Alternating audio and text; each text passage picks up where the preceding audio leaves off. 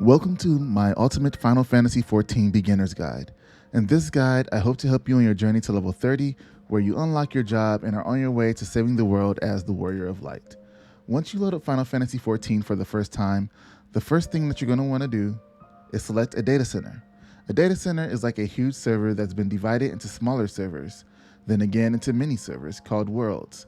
There's a data center for North America, European, and Japan at the time of this recording, but there will also be an Oceanic data center coming soon. If you are playing with a friend, find out what data center they are on to make it easier to play together.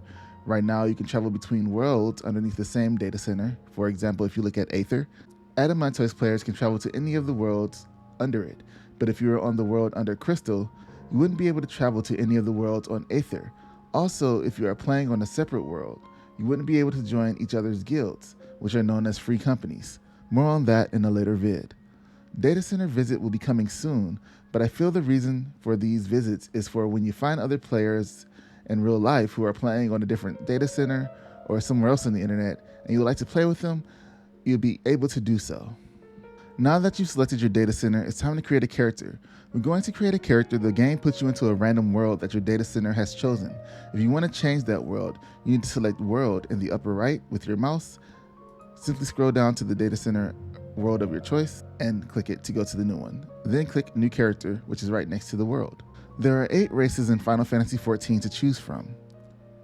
Here, which is the most human-like, Elezen, which are like elves, Lalafell, which are like gnomes, dwarves, also known as potatoes or taters, Mikote, the cat boys and cat girls that everybody talks about, Rogadin are kind of like giants, Aura are the dragon people, Hrothgar are the lion dudes, and Viera are the playboy bunnies or bun buns. Right now you can only be a female Viera, but in Endwalker, male Viera will be an option. If you care about wearing headpieces, Hrothgar and Viera are limited in what they can wear, and if you feel like you want to change, the game will provide you with an item that you can use to change your character once you complete the first main story. It's called Fantasia.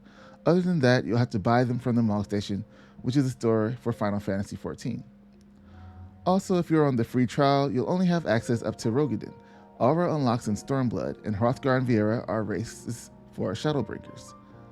Now, each race does have its own set of starting stats, but it's important to note that no one cares about that. Pick whichever race you think looks good.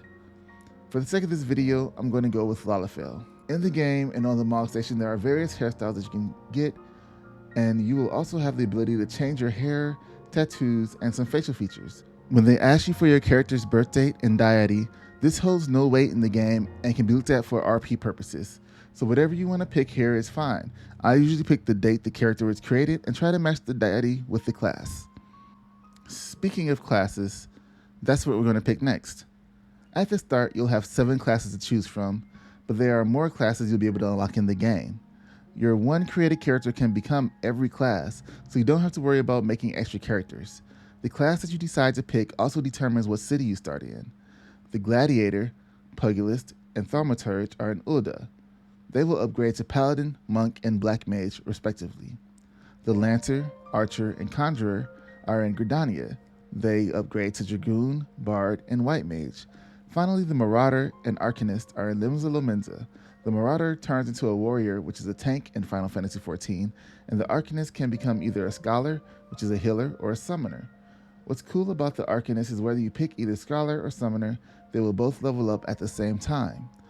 Now, the categories that these classes are separated into are Disciples of War and Disciples of Magic. Disciples of Magic are going to have all of your magic casters, like your healers and ranged DPS. Once you pick a class, you can't change until level 10, and you can't change to a class in another zone until you've unlocked that area through the main questline. At level 10, a new class appears in Limsa Lominsa, and that is the Rogue, which turns into a ninja. Future jobs bypass the job upgrade system and unlock at level 50.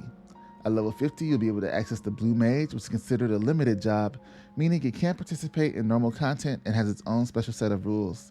It starts at level 1. Dark Knight, Astrologian, and Machinist all unlock once you complete the main storyline and are in Ishgard as part of the Heavensward expansion.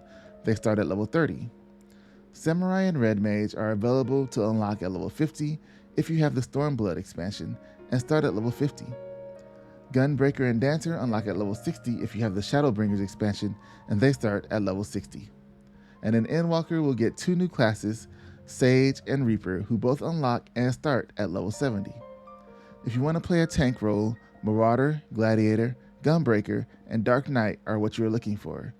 The healers are Conjurer, Arcanist as a Scholar, Astrologian, and Sage. Everything else is DPS. Now that you have picked your class, you're ready to start your adventure.